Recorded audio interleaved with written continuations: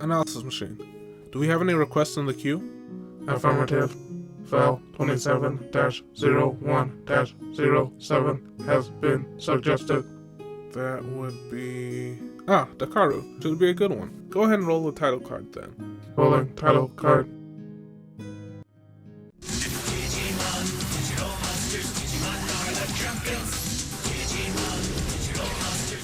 In addition to being Matt's little brother, TK is kind of the little brother of the entire Digi Destined team, recognized by his optimism and hopeful attitude. Being the youngest in the group, TK is often free from the burdens of responsibility and high expectations. But is there more to this character than being a hopeful, if not sheltered, clueless kid? Hey guys, this is D Reaper, and today we're doing a character analysis on Takeru Takashi. If you're new to the channel, then you should know we did a character analysis on Matt previously, and because these two characters are related, there are a few things that we'll discuss here that are building off what we discussed in that video. Because of that, it might be a good idea to check out that video first to get the most out of this analysis, and I'll have the analysis machine leave a link to that right about here. For everyone else, we do have a lot to cover, so let's go ahead and jump right into it.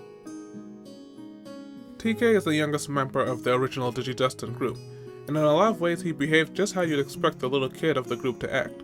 He can be very excitable, sometimes unbothered by the severity of the group situation because of the wonder of their new environment, and other times he's so overwhelmed by the situation the group is in that he breaks down, unable to register that this is a time to be a big boy and persevere when the going gets tough. Looking at him passively, it might be easy to pass him off as some clueless young'un with no agency, but it only takes looking just a little bit closer to realize that that's far from true. We get our first clue that TK is more observant than one might initially think in episode 3, when Matt is arguing with Tot, and we did represent this in our analysis on Matt. While the situation devolves, we get frequent cuts back to TK to see how he's responding to the whole situation, and though he doesn't say anything, it's clear to see that he's always watching his brother very closely. We'll get more evidence on this later on in the episode when Matt tells Gabumon to sleep by TK to keep him warm. Though Matt tries to hide his intentions, TK picks up on exactly what's going on, knowing Gabumon must have come on Matt's behalf, and thanks Matt for the gesture even though Matt hadn't said a word to him about it. But this goes beyond mere observation. Later that night, during Sidemon's attack, TK falls into the water as a result of the ongoing battle.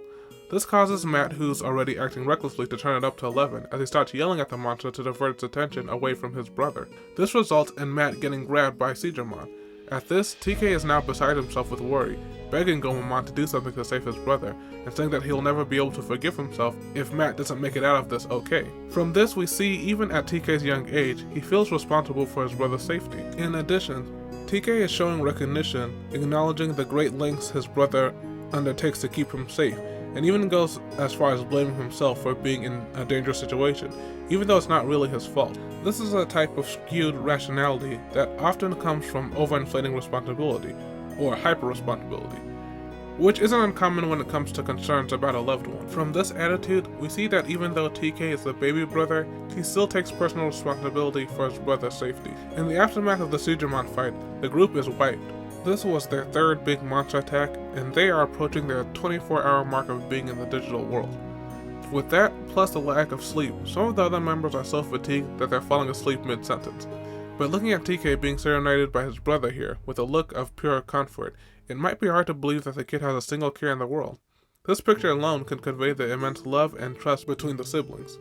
As the group continues their adventures in the digital world, we can see how the others do their best to shelter and accommodate TK, allowing him to play or rest while they discuss matters of consequence. Being the younger certainly has its perks. There's a lot less stress when there are so many big kids to rely on to take care of everything. But when the kids get split up following the group's first meeting with Devimon, that comes to an abrupt end. When TK realizes it's just him and Patamon, TK starts bawling. This goes on until Patamon joins him, and TK tries to cheer him up. When the two get moving again, they begin wandering with no real direction, with TK frequently wishing one of the older kids was around to help them. Fortunately, Bartholomew Kuma must have paid TK a special visit, because while the others are roughing it in the wild, TK landed just a jump, skip, and a hop away from Primary Village, the nursery/daycare of the digital world, and the mood quickly changes from being directionless to having fun in the sun and playing with the adorable Digi babies. However, the vacation is interrupted when Elecmon, the village's caretaker, mistakes TK and Patamon for intruders. Elecmon and Patamon get into a fight, during which it looks like Patamon is finally going to Digivolve. This is significant because as of now, Patamon's the only partner who has been unable to Digivolve to the champion level. Something that we see has begun to weigh on Patamon, as he wonders if he'll be strong enough to protect TK in a dire situation. As the fight progresses, it seems as though something might be holding him back, and just before Patamon reaches that point, TK steps in, demanding the two stop fighting.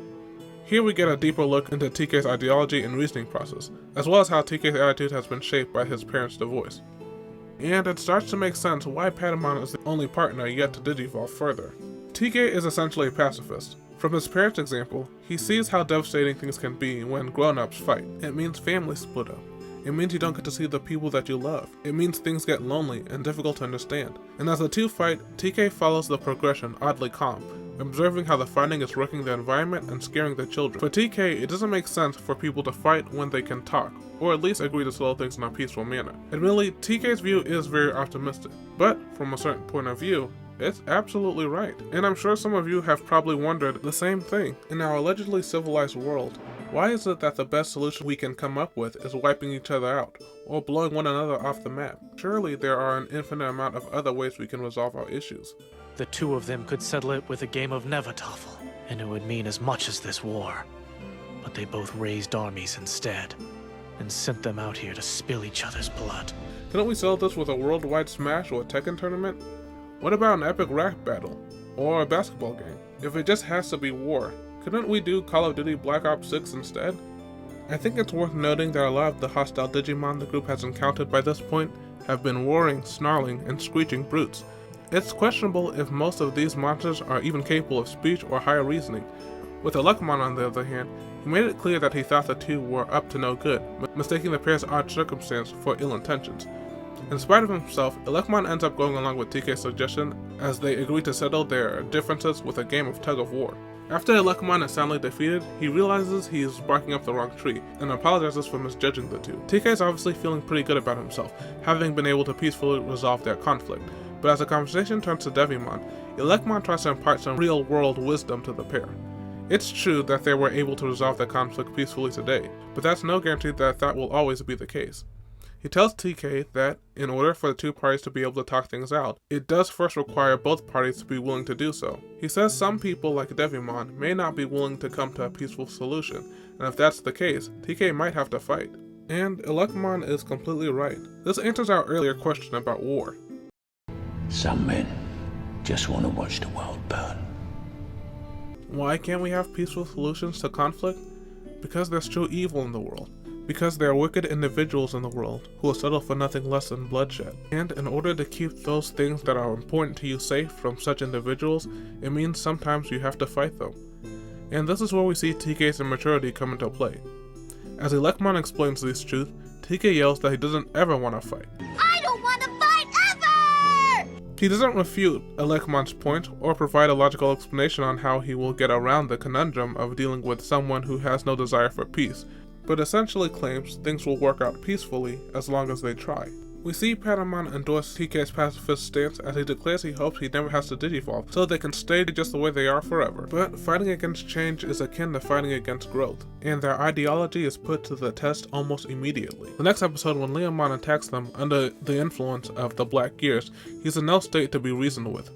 Fortunately, Matt and some of the other big kids arrive to handle the situation for them. TK immediately falls back, once again seemingly comfortable, letting the big kid handle the problem. But we see Patamon is disturbed by the whole event, knowing that if the others hadn't arrived when they did, he would not have been able to protect TK, and might have to accept the fact that if he wants to do so in the future, he might need to be willing to accept change. When it's decided that the group's best option is to confront Devimon, the team returns to Infinity Mountain. But as the fight commences, it becomes evident that the team might be in over their heads. TK and Patamon take a back seat to the action as usual, but as the other Digimon are taken down one by one, Devimon turns his attention to TK. Patamon does his best, but he stands no chance of stopping the enemy. When it seems like all hope is lost, Patamon finally digivolves into Angemon. Even digivolved, Angemon's first reaction is to get Devimon to give up, telling him that the tides have turned, and he doesn't stand a chance against the forces of good. Yet Devimon tells him outright talking is pointless, and that Angemon will have to fight him. At that, Angemon declares that if it means that he can help others, his own fate is inconsequential, which is an interesting choice of words given the situation. All the while, TK is watching the exchange from below with a mix of awe, anxiousness, and apprehension. Through it all, Angemon reassures TK, telling him to relax and that he'll handle Devimon. True to his word, Angemon does just that, channeling energy from all the kids' Digivices and focusing it into a final attack. Unfortunately, the maneuver pushes Angemon past his limit, and though Devimon is defeated, it's at the cost of Angemon's life. As his data scatters, Angemon's final words to TK almost sound apologetic, as he states he will come back if TK wants him to. This final statement begs the question if even up to this point, was TK still apprehensive about fighting? For those not familiar with a partner system, it typically requires a degree of unity and some emotional clarity to achieve more powerful Digivolutions. We saw this clearly in the last episode while Patamon fought Elecmon, and we'll see other instances in later episodes and sequel series. With Angemon's disposition, it seemed to make it clear that he was fighting strictly because there was no other way. But it seems even in the midst of this, he could still sense his partner's uncertainty about fighting, and thus in some ways, his actions could be seen as a betrayal of his partner's wishes, hence his somewhat apologetic bearing. I also think it makes sense for TK's current mindset, because this event is a major turning point for his character. TK blames himself for Angemon having to sacrifice himself to defeat Devimon. Maybe if he hadn't hesitated, Patamon would have Digivolved sooner. Maybe if Angemon had fought alongside the other Digimon, he wouldn't have had to overexert himself. Either way, by following Angemon's example, TK learns that sometimes in order to stand up for what's right, it means that you have to fight against what's wrong, even if you don't want to. He abandons a piece of his innocence to obtain a measure of maturity. As the group is making the important decision on whether or not to leave the island, TK speaks up with a conviction that shocks the other team members. Typically, TK sits quietly while the other kids decide what's best, but this time not only does TK speak up, while the group is in deadlock, there seems to be no hesitation when he declares he believes that they should leave the island. He punctuates his declaration by saying he believes it's what Angemon would have wanted them to do. TK's firm stance seems to be the final push that the team needs, as it sways some of the more apprehensive team members, such as his brother Matt, and it's decided that they will leave the island for the server continent, to fulfill whatever their Digi-Destiny might entail. As the team proceeds with their adventures on the server continent, TK is sidelined while his partner slowly regains his strength. Before the Devimon fight, TK might not have given it much thought, but we see in a few instances, TK is bothered by being left out and not getting to contribute. But Matt assures him that when Puppetmon fully recovers, the two will be the coolest partners around. It isn't until Tai and Agumon return to the digital world after defeating Edamon that we get another big character moment for TK. This occurs as a result of the team splitting up in Tai's absence. When the team dwindles down to just Matt and TK, we see how distraught TK is by being abandoned by the others. He begs Matt for them to continue looking for the others, and when Matt refuses, TK begins to cry. This is another example of how their parents' divorce affected them in different ways. While Matt closes himself off to steel himself with the inevitability of letting go, TK takes the abandonment very personally, wondering what part he played in the role. We see that TK has that mindset at the top of the conversation when he asks Matt why the others left us, and even more so later when Matt ends up leaving to chase a potential lead. TK puts on a brave face, telling Matt he'll be fine for a few hours while Matt investigates the area. He does his best to keep it together as the hours turn into days, but eventually TK is left bawling his eyes out, asking why did he leave me. When the two end up accepting Devimon's help to find out what happened to Matt, Devimon uses the opportunity to manipulate them. Devimon may be an idiot, but he's well equipped for psychological warfare. As he tells TK Matt abandoned him because he was tired of the inconvenience of looking after a crybaby like him. TK takes it very hard, but the word that he focuses on is crybaby. This is likely because TK is insecure about crying all the time. For those who are unaware, when you're insecure about something, it's very easy to believe other people are also focused on that thing. For example, you might have a crooked smile and think, oh my gosh, everyone's paying attention to the precise angle of my smile. I just know it. When in reality, most people probably don't even notice. But that's how insecurity works. That's why even though Tokomon is convinced that Matt would never say such a thing, this brings on a fresh wave of tears for TK, feeling both betrayed and abandoned by his big brother. After Tokomon tries and fails to get Devimon to confess to lying, he resorts to violence, which TK immediately reprimands him for. The two argue, and when Tokomon threatens to leave, TK pulls the Uno reverse and tells Tokomon he has no choice but to leave. This very well might be a power play by TK. Tired of being abandoned and not having any control over when people leave, he takes the initiative and tells Tokomon to hit the road before he can be abandoned by his last friend. To punctuate this, he tosses aside his Digivice and crest as an official resignation from the team that has fallen apart. Now mimicking his brother's behavior, TK tries to put up a facade that the fallout doesn't bother him, but with far less practice than his big brother, it doesn't take long before his mask falls off. And even with Devimon giving him every reason to keep pretending he's having a good time, His face tells the story of how troubled he's feeling. When Tai and Agumon show up, TK is overjoyed to see them, but when Tai says they need to start looking for the others, TK is less than enthusiastic. He believes everyone else abandoned them. Only Tai is absolved from this, given the circumstance. When Tai tries to explain that the others likely didn't leave because of TK specifically, TK is unconvinced, stating that even his own brother doesn't want to be with him, so it only makes sense that the others would be less tolerant. Tai jumps to Matt's defense, assuring TK that Matt would never say such things, but since in TK's eyes Matt has already betrayed him, TK is ready to spill the tea on Matt. He tells Tai he wouldn't be defending Matt if he knew how jealous he was of him. Even little things like the two of them interacting make Matt upset. And this is actually another example of how observant and emotionally conscious TK is of others, especially his brother. We haven't really gotten any on-screen references to Matt's jealousy of Tai at this point in the story. But later on, we will discover that this is something that has been weighing on Matt, likely even longer than he himself realized it. Later, when Devimon is caught in the act of trying to poison the group, TK shows genuine remorse for his behavior and begs Tokumon to forgive him, which of course Tokumon is more than willing to do, under the condition that they be friends forever, which TK agrees. Even so, it's apparent that TK is still disappointed with his behavior, as he apologizes several more times for how he was acting, and being so easily fooled, in spite of Patamon showing him that it's in the past. By the time the group catches up with Matt, TK is all smiles, fully forgiving Matt for his absence without any need for an explanation. But when Matt starts going in on Joe for seemingly no reason at all, TK does something we haven't seen him do. He stands up to Matt amidst his tirade. This is something significant, because as we already discussed, TK is always watching Matt. He clearly has an opinion in these moments, though he chooses not to voice it. But TK is changing, becoming both more confident and conscious of taking ownership. He voices his opinion to Matt, almost like he's picking up the previous conversation about finding the others, and how they have only made it this far through teamwork. But Matt silences him harshly, which seems to surprise the both of them. Matt was likely taken by surprise by TK's newfound boldness, and retracts his previous shouting, with a more controlled order to be quiet and come with him, as Matt is dictating TK's actions, resigning both himself and TK from the team. Whether or not TK would have gone along with this demand is unknown, because Devimon and Digitamon's arrival leads to a fight. And after the scuffle, the ensuing drama was resolved. The next instance we see also involves Matt, and this is quite interesting, especially if you followed along with us on our character analysis on Matt. This occurrence takes place as Matt's taking TK home to their mother, where we see something of a reversal of behavior. As it's getting late, TK tells Matt he doesn't have to accompany him the whole way home, that he's taken him far enough. But Matt assures TK he's doing this because he wants to, not because he has to. It's a rare moment for the two, one with Matt being fully transparent about his love for his little brother. On top of that, we can kind of feel the heaviness between the two as they're coming to the terms that the fun times and close physical proximity that they have been enjoying is about to come to an end. Patamon comments about how sweet their love is. TK gets upset and yells at Patamon for butting into their personal business and making fun of them. And it's Matt who has to calm TK down and let him know that he's in the wrong. The oddity here is that TK is usually the one who wears his emotions on his sleeve. He cries when he's upset, he's generally open about how he feels, and as we have demonstrated before, seems to have a good general awareness of people's emotional state, including his own.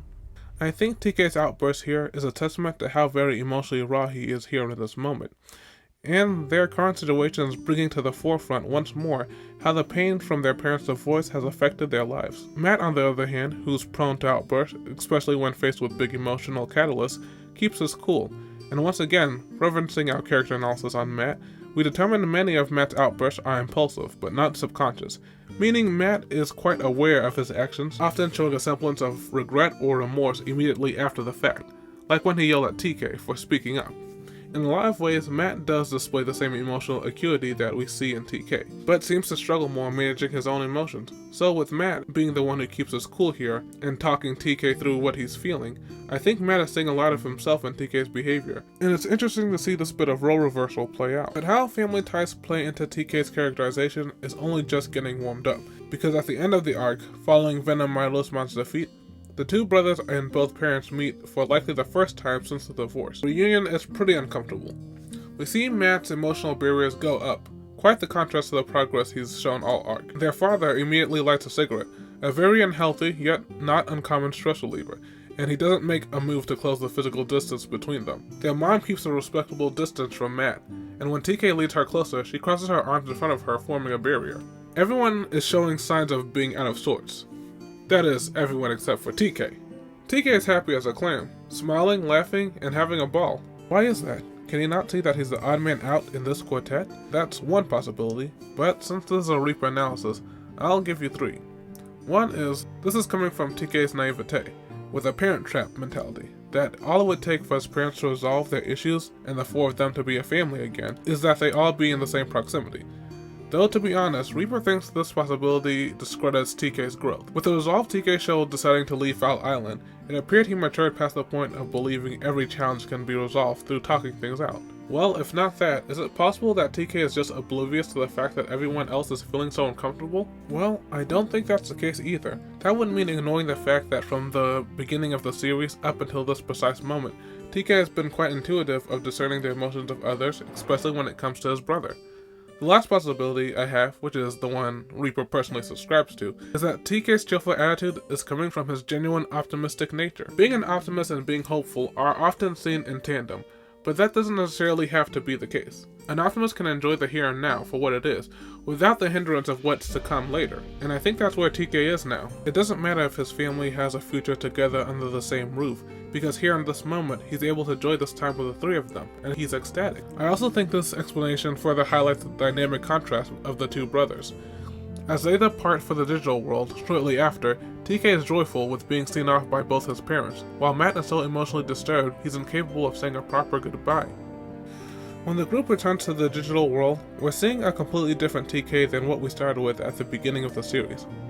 Besides talking about the frequent instances of TK remaining hopeful in the many desperate situations that they face upon their immediate return, I think the hallmark of TK's growth really shines during the group's confrontation with Puppetmon. Matt and Tai just had another of their routine fights, and while tensions are still high in the group, Puppetmon begins his assault by separating the group. When TK and Matt are left alone, Matt starts telling TK that they don't need the others, and that he'll protect him. But just like at the diner, TK refutes Matt, telling Matt the only reason that they made it as far as they did was with everyone's help. And furthermore, he demands Matt start treating him like an equal, instead of like some kid that needs to be protected. This is not a TK that can be shouted down by Matt any longer.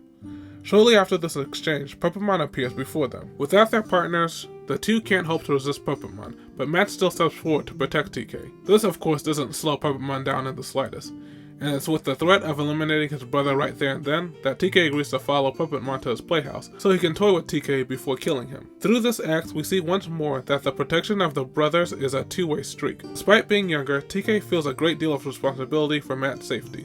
With having to confront a mega-level Digimon who also happens to be a Dark Master on their own turf, and without a partner no less, it's pretty difficult to accurately describe the power imbalance. But even facing imminent death while knowing his captor is taking pleasure in his turmoil, TK keeps a cool head, watching for an opportunity. When TK observes how childish Puppetmon is, TK uses this to his advantage, and tricks Puppetmon into giving him free reign of the hideout. After which, TK wastes no time in throwing a major wrench in Puppetmon's control scheme, before escaping right under the puppet's long nose. The victory over Puppetmon is immense, and it's honestly hard to imagine any of the others handling the situation better than TK did. When Matt, Mimi, and Joe split off from Tai's group, TK sticks with Tai and the majority to confront the remaining Dark Masters. With less team members to rely on, Tai gives TK more responsibility, even going as far as putting him in charge of protecting Kaori and Sora, while he and Izzy look for medicine. Though this was only a precautionary measure since Tai was under the impression that this location was safe, upon their return, they found TK and Angemon did just that. When it seemed like their location was compromised, TK and Angemon relocated the group and fended off the attackers until the others returned. During the final fight with Paimon, when things take a turn for the worse and most of the others are converted into keychains, TK's spirit does waver, which is more than understandable considering the circumstance. But when he sees his fears are affecting Kaori, he summons his courage for her sake, to encourage her to keep going. I'm scared. It's okay. Great, now Kari's afraid. I can't let her see that I am too. I've got to be brave. Angemon will be fine, but you've got to keep on climbing. Don't let that Joker Paimon scare you. Okay. And he even urges Kaori to save herself and forget about him when Paimon gets a hold of him. When the two are falling to their doom, TK realizes if he gives in to despair, then the last hope for the 2 worlds might be extinguished. With some help from his brother's spirit, TK manages to keep hope alive, allowing Angemon to digivolve further into Magna Angemon, and they manage to gain the upper hand and free the others from Paimon's clutches, ultimately sealing Paimon's defeat. And I think that should just about round out our character analysis on TK. At first glance, TK might seem like a lesser character, or a built-in ex machina to the series, but through closer observation, we can see the budding potential of TK slowly mature until he comes into his own as the ultimate hope of the Digi Destined team. Hey guys, this is D Reaper Postscript, and if you made it this far, we just want to say thank you for watching. By this point, we're locked into analyzing the entire Season 1 Digi Destined crew, so let us know in the comment section which character you want to see next. While you're down there, go ahead and give us a like and sub. It helps the channel out a ton, so hopefully we've earned one. And with that said, it's time to bring this video to a close. My name's D Reaper, and I'm a YouTuber for fun. Today's challenge, keep hope alive. Good luck, and we'll be seeing you all in the next one.